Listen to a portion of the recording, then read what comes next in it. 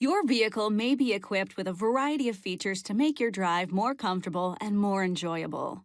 Driver's seat controls are generally on the outboard side and may include front, back, height, and tilt adjustments, as well as lumbar support and adjustable armrests.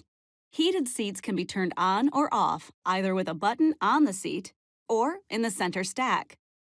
The driver's door has controls for your windows, locks, and side mirror positions. If your vehicle is equipped with driver memory profiles, those buttons can be found here too.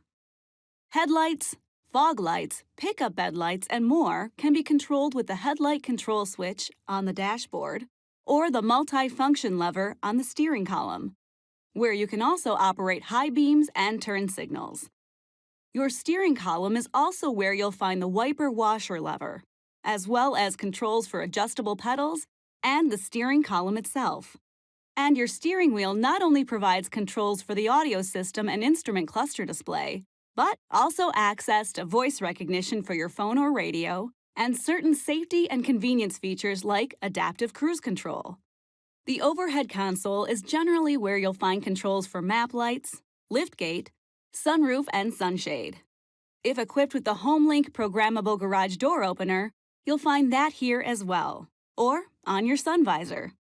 On four-wheel drive vehicles, the transfer case controls are on the instrument panel, center console, or floor. And of course, the gear selector is always centrally located and easily accessible.